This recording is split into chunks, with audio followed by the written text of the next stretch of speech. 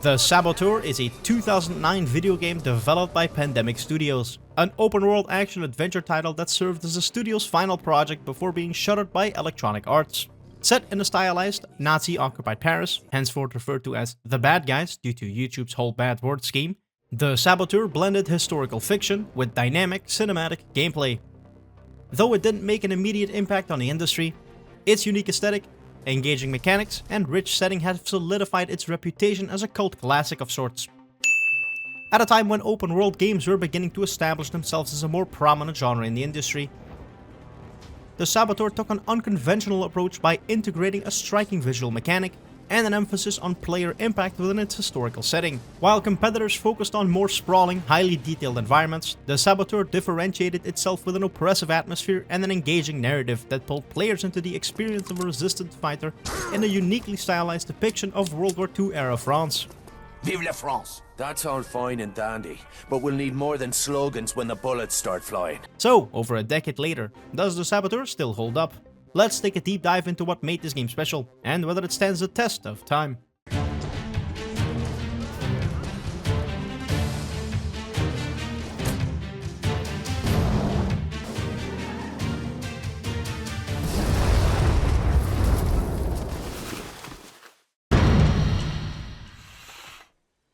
The Saboteur was developed by Pandemic Studios, a company known for titles such as Star Wars Battlefront, the original Mercenaries, and Destroy All Humans. However, during the game's development, Electronic Arts acquired Pandemic, and as is par for the course for any studio owned by EA, the studio faced major challenges, including layoffs and internal turmoil. Despite this, the team pushed forward, crafting a game that blended open-world exploration with stealth, combat, and a distinctive art direction inspired by World War II-era resistance fighters. The game's development was marked by ambitious ideas, such as the Will to Fight system, which used black and white to represent oppression and color to represent player-driven liberation. This mechanic was an innovative way to tie narrative themes into visual design, creating an emotional payoff when color returned to liberated areas. But due to EA doing what EA does best, the project faced numerous other hurdles, including limited development resources and rushed production deadlines, which prevented further refinement of some gameplay mechanics. Unfortunately, just before the game's release, EA shut down Pandemic Studios, making the Saboteur the company's final title. This abrupt closure left little opportunity for post-launch support or expansions, though the game still managed to resonate with a dedicated audience. Despite the challenges, the Saboteur stands as a bold and inventive project that, while not perfect, showcased the creative ambitions of a studio pushing the boundaries of open-world storytelling. One of the Saboteur's most striking aspects is its visual design. The game employs a unique black and white aesthetic in hostile controlled areas, evoking classic noir films and emphasizing the bleakness of occupation. As players complete main missions and liberate sections of Paris, color gradually returns, symbolizing hope and resistance. This mechanic is one of the most memorable visual storytelling tools in gaming, reinforcing the player's impact on the world. Aside from its striking color contrast, the game captures the essence of 1940s France with detailed streets, period-accurate cars, and atmospheric lighting. While the game's textures and character models do show their age just a little, the overall art direction remains compelling, making the Saboteur visually distinct even among modern open-world games. The game's use of lighting and shadow further enhances its atmosphere, immersing players in the tension of a covert resistance fighter's world. The way neon signs glow against the darkness of occupied streets or the flickering candlelight inside resistance hideouts creates a moody, cinematic feel that complements the noir-inspired aesthetic. These elements work together to make Paris feel alive and dynamic, evolving alongside the player's actions. Additionally, the game's visual presentation extends beyond just aesthetic. It actively informs gameplay. The contrast between occupied and liberated areas not only influences the tone but also affects enemy behavior and player strategies. Enemy forces are more aggressive and numerous in grayscale regions, demanding careful planning and stealthy movements.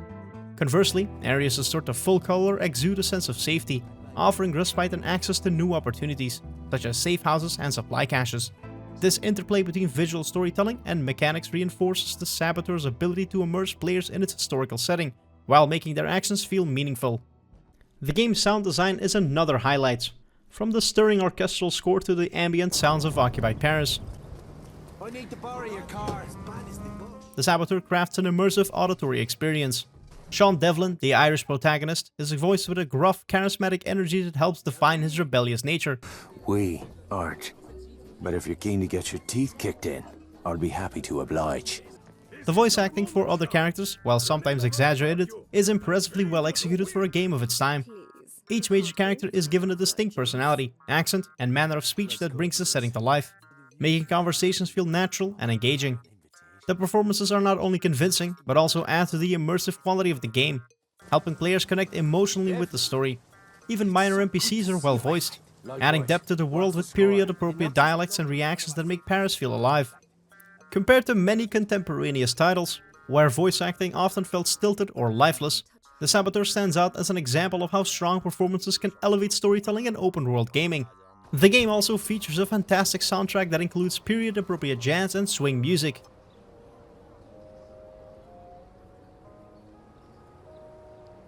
Songs by artists like Nina Simone and Django Reinhardt help bring the game's world to life, providing a sense of time and place that enhances immersion. Beyond the music and voice acting, the game's sound effects also contribute significantly to the experience. The distant hum of enemy patrols, the echo of gunfire in narrow alleyways, and the sound of boots on cobblestone streets immerse the player in a city under occupation. The careful balance between silence and sound makes tense stealth moments even more engaging, while the triumphant blare of brass instruments when a mission is successfully completed reinforces the player's accomplishments in the fight against oppression. Lastly, the game uses sound cues to guide players through its world and gameplay mechanics. The intensity of background music shifts depending on the player's level of danger. Subtle, slow jazz plays while sneaking through enemy territory, while an aggressive orchestral arrangement signals the arrival of enemy reinforcements. Environmental audio cues such as distant sirens, muffled conversation, and the rhythmic hum of approaching vehicles keep players alert and enhance the tension. This level of auditory detail not only enriches immersion, but also provides practical benefits, helping players anticipate threats and strategize their movements more effectively. Gameplay is a blend of Grand Theft Auto's open world, Assassin's Creed's parkour traversal, and Just Cause 2's action-packed combat. The player assumes the role of Sean Devlin, a race car driver turned resistance fighter, engaging in sabotage missions, vehicular chases, and gunfights against enemy forces. The game allows for multiple approaches. Players can use stealth to infiltrate bases, plant explosives, and escape unnoticed, or go in guns blazing. The parkour system enables players to climb buildings and navigate rooftops, offering an alternative way to traverse Paris and evade enemies. While not as fluid as Assassin's Creed, the climbing mechanics add verticality and strategic depth. Additionally, there's absolutely no limit as to what Sean can climb. As long as there's a hole, he'll put a finger inside of it. Wait. The main story in the Saboteur ranges all the way from sabotage operations to rescue missions. Players will find themselves planting explosives on bridges, assassinating high-ranking officers, freeing resistance members from captivity, and engaging in high-speed vehicular chases through the cobbled streets of Paris. In addition to the structured missions, there are free-play objectives such as taking out sniper nests, eliminating anti-aircraft guns, and destroying propaganda speakers, all of which contribute to the will to fight system that restores color and life to the world. Here is where I once again draw a comparison to my beloved Just Cause 2, as the Saboteur's world is chock full of destructible thingamajigs that can be destroyed with a variety of firearms and explosives. There's quite a lot of these sprinkled around the world map, and need I remind you what happened last time I played a game like this?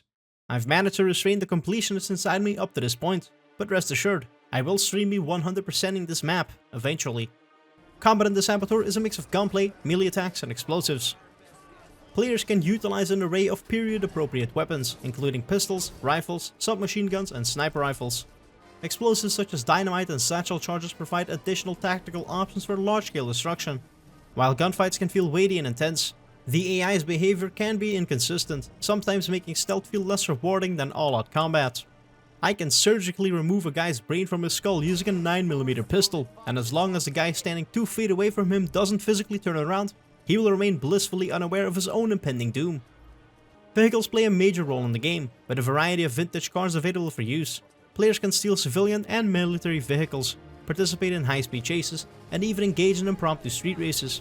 The driving mechanics offer a blend of arcade-style handling and realism, making vehicles an enjoyable way to traverse the city and countryside. Additionally, vehicle upgrades and resistance garages allow players to collect any vehicles they like for later use. The game also features a perk system which further enhances gameplay by rewarding players for their preferred playstyle. Whether focusing on stealth, combat, or driving, players can unlock abilities that improve weapon handling, increase melee damage, enhance vehicle durability, or grant faster climbing speed. These perks provide a meaningful sense of progression and allow players to enhance Sean's abilities from lowly mechanic into a literal one-man army. Overall, the Saboteur delivers a rich gameplay experience that blends open-world freedom with structured mission design. While it may not be the most polished entry in the genre, its mix of sabotage, stealth, high-speed action, and a living, breathing Paris under occupation makes for an engaging and memorable adventure. The main narrative follows Sean Devlin, a rough and tumble Irishman caught up in the French resistance after a personal tragedy at the hands of the Germans. Inspired by real-life race car driver and resistance fighter William Grover Williams, Sean is a charismatic and determined protagonist whose journey from a self-serving racer to a committed freedom fighter is engaging. His transformation is not only driven by revenge, but also by a growing sense of responsibility to the people of occupied France, making his story one of personal redemption and ideological awakening. The story's emotional beats are well executed, particularly in its depiction of vengeance, loss, and defiance. The cast of supporting characters, including resistance members, British intelligence agents, and femme fatales, add to the adventure movie-esque charm. Luc, the leader of the French resistance, serves as both a mentor and a moral compass for Sean. Veronique, a close friend and potential love interest, provides an emotional anchor that humanizes Sean's struggle. Meanwhile, Kurt Dierker, the game's central antagonist, is a ruthless high-ranking officer whose personal vendetta against Sean makes for a compelling rivalry. While the script occasionally leans into clichés, it maintains a pulpy, high-energy feel reminiscent of classic wartime films, blending suspense, romance, and high-stakes action in an engaging way. The game excels at weaving historical fiction with high-octane action, placing Sean in key moments of resistance, sabotage, and rebellion. Missions vary from covert rescues to assassinations, each adding depth to Sean's evolving relationship with resistance. Infiltrating strongholds, dismantling radio towers, and eliminating high-ranking officers provide a sense of meaningful progress in the fight against oppression.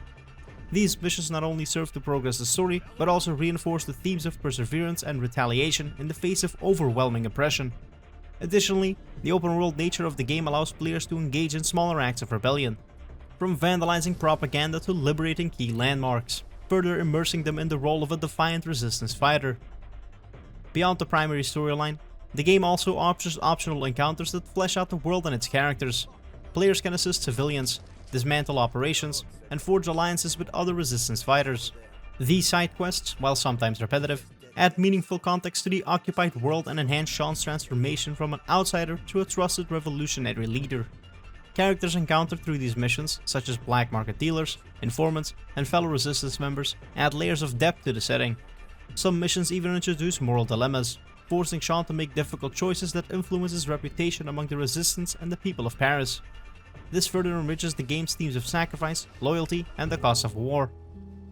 Upon release, the Saboteur received generally positive reviews, with praise directed at its unique visual style, setting, and open-world gameplay. However, it was also criticized for technical issues, including bugs, frame rate drops, and AI inconsistencies. Despite its flaws, the game gained a dedicated fanbase and has since been recognized as an underrated gem. In the years following its release, the Saboteur has been re-evaluated as a cult classic. Its will-to-fight mechanic remains one of the most visually and thematically striking gameplay systems in open-world gaming, and while it didn't revolutionize the genre, its stylish execution and compelling setting left a lasting impression. Moreover, the game's influence can be seen in subsequent open-world titles that incorporate visual storytelling as a meaning of representing player progress. The blend of historical fiction with interactive gameplay has inspired later titles to explore similar themes of resistance and occupation.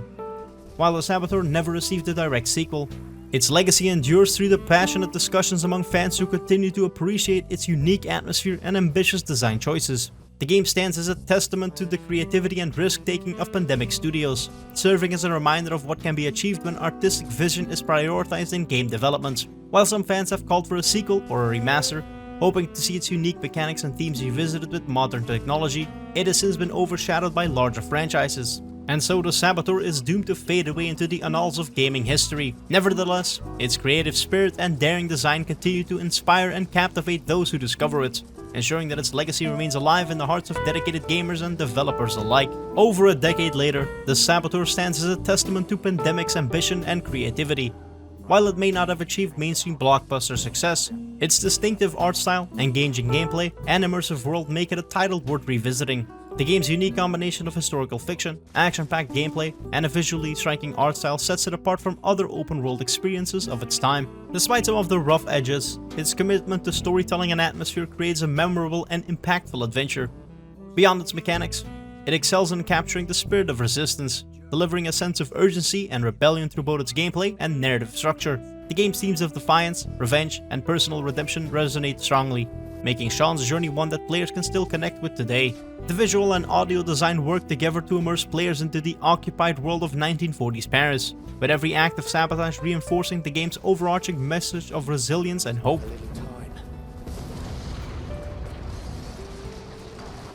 For fans of historical fiction, open-world adventures, or unique game design, it remains a hidden treasure that deserves its place in gaming history. It serves as both a reminder of a time when developers took risks to create something truly different, blending genres and artistic influences to craft a game that defies traditional experiences.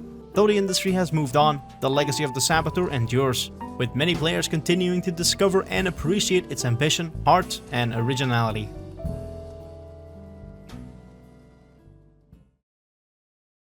Hey there! Thanks so much for watching to the end of this video. If you enjoyed, leave a like, a comment, and subscribe, as I have 287 more games to cover between now and the inevitable heat of the universe. Follow me on Twitter and join the Discord. I've been Synthwave, and I'm off to catch malaria, play both sides against one another in a violent armed conflict while hunting down an American arms dealer and getting filthy rich in the process.